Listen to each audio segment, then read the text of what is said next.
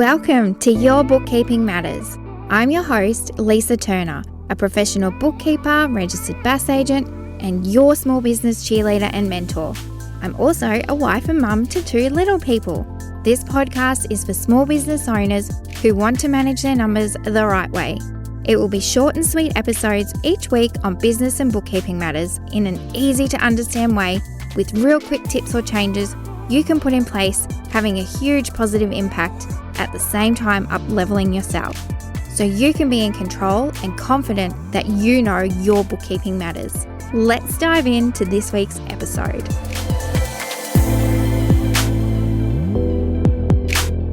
Welcome. I am here with some really great tips for you this week on a few different bookkeeping and business matters. It is, of course, all about 5 mistakes new small business owners make. But that means you can use them as tips to either make sure you're not going to make these mistakes or help you flip that around so that you can change things up and do them the right way. I do want to premise this with a little bit of mindset work first though, because it is a kind of negative topic and I don't want negativity to be what you take away from any of my episodes. Everyone makes mistakes, and I mean everyone. I've made loads and I will make so many more, but to me, they're learning opportunities. Learn from them, change, and grow. If you're not making some mistakes, it probably means you're not trying hard enough. A quote from Evan Davis there. A few others have said it as well. You will get to know that I love my quotes and inspirational sayings. So, if you do find yourself making any of these mistakes that we're looking at today or any other mistakes, flip it, change the story, change your mindset and take it as a positive, learn from it and move forward. Okay, this hands down is the biggest and most common mistake that I see. Small business owners mixing business with pleasure. And by that, I mean mixing all your business and personal transactions into one bank account. You need to have a separate business bank account from day dot. Every single presentation, masterclass and training that I do, I talk about this because I want your business to be a financial success. And if you're having to wade through all your personal transactions to dig out the business ones, that is just a complete waste of your time and says you're not running a business. It also actually costs you more in the long run because of the time you have to spend doing your bookkeeping, getting your tax return ready, or your tax agent charges more to do it for you. And you might miss things, and we so don't want that. You might miss a handful of deposits from sales, you might miss claiming expenses, and then end up paying more tax on your income. So many things can go wrong here. We at Accounted for You don't work with anyone who doesn't have a separate business bank account because we're here to add value to what you do, and there's just no value in us charging you extra to split things out. We don't want to add to your costs when it just isn't needed. Let me expand on that a little. If you're a sole trader, you can't open a company bank account because you're not a company, but you can open a business account or just a separate personal account that you only use for business income and expenses. If you are a company, you're required to open a company bank account and not use it for personal purchases. Bank accounts are a really huge topic in itself, because you can and should open more than one with extra accounts for savings, taxes, and a few other things. If you haven't started your business yet, you've now just avoided making this mistake by opening a bank account ready to start using it for business only. As a sole trader, you can use a bank account that you already have, just stop using it for personal as well, so you still have that separation. If you are making this mistake, it's a really simple fix that you can put in place today even. Most banks let you open an account online if you're an existing customer and start changing things from today. While we're on bank accounts, the next mistake I see, and find people stressed out of their mind over is getting a tax bill that they have no money put away for. One of the perks or downsides of running your own business as a sole trader, no one takes money out of your income in the early days to put aside for any tax. And it might be really tempting to take all the money out as you're going or spending it or reinvesting it back in the business, but you just don't want to go there. Don't start out with bad habits. Set yourself up for success from the start. Be savvy with your money. Open a second business bank account for tax savings and pop a percentage aside each week or each month or quarter, whatever works best for you. And when that tax bill rolls around, and it will, because your business is going to be every success that you dream of, you'll be able to pay it out of that tax savings account without even breaking a sweat. Worst case, you didn't quite save enough, but you've got a big chunk safely squirreled away. And best case, you oversaved and have some left over to either reinvest in the business or buy something you needed for work or keep saving it. So to avoid this mistake, start out doing this from day dot. If you haven't been saving for taxes, start from today.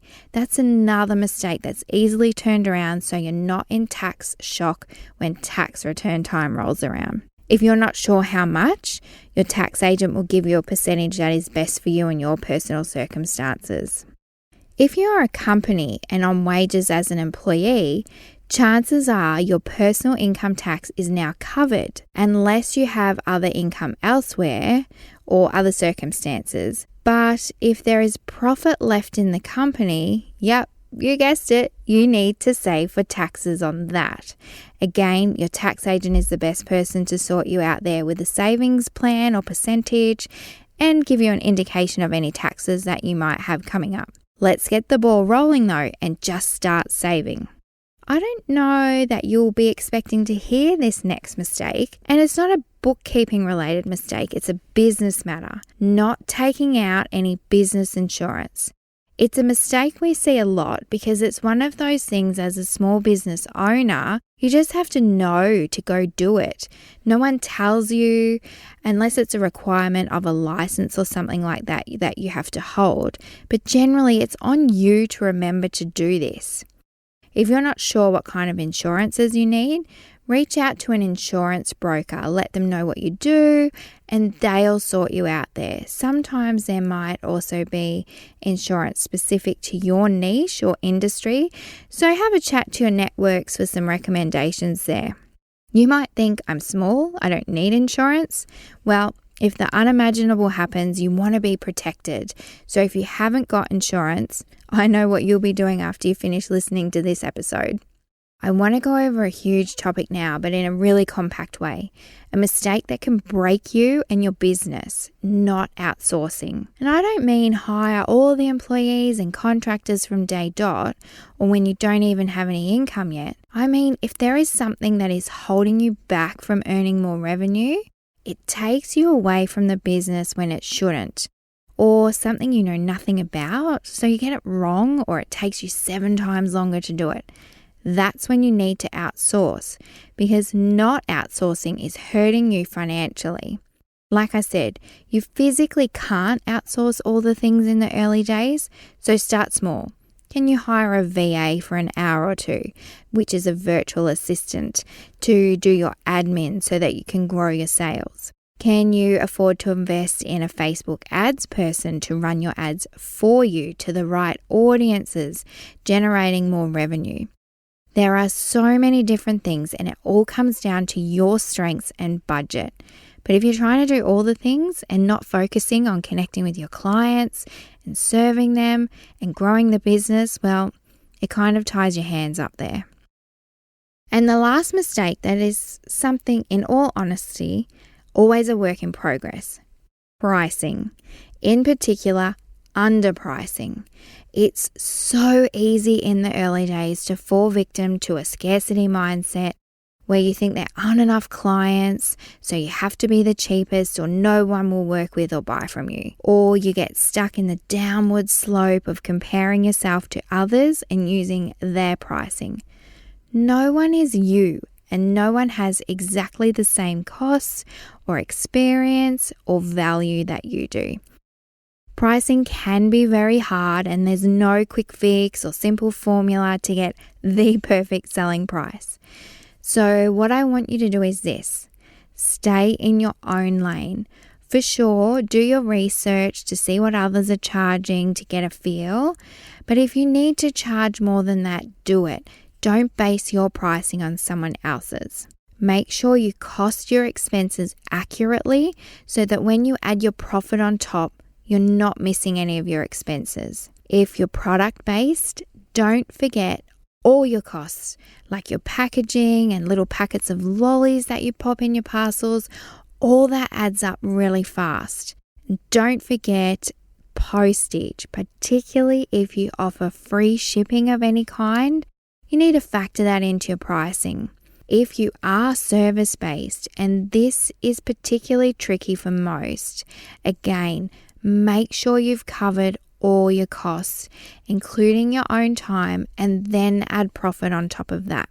Also, with your pricing, it's not a set and forget. You need regular reviews to make sure your costs haven't gone up and you're pricing for the value that you're providing.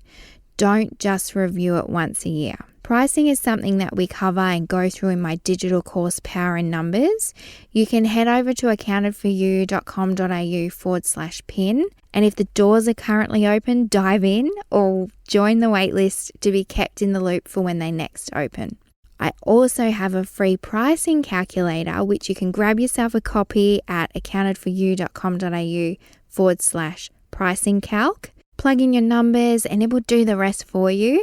It will show you some different scenarios of how much profit based on all different pricing. Of course, those will be both linked in the show notes for you. While some of the mistakes that we've looked at can be quite big and scary, they actually all have easy fixes that you can put into place. Remember, if you've made any of these mistakes, it's a learning and growth opportunity for you to change and move to the next exciting part of your small business journey. Please remember this is all general advice and isn't specific to your personal circumstances. Make sure you get individual advice that is relevant to you, as everyone's situations are different. Thank you so much for joining me this week. And if you've loved hearing these tips, hit subscribe so you don't miss any episodes. And I'll chat to you next week about more of your bookkeeping matters.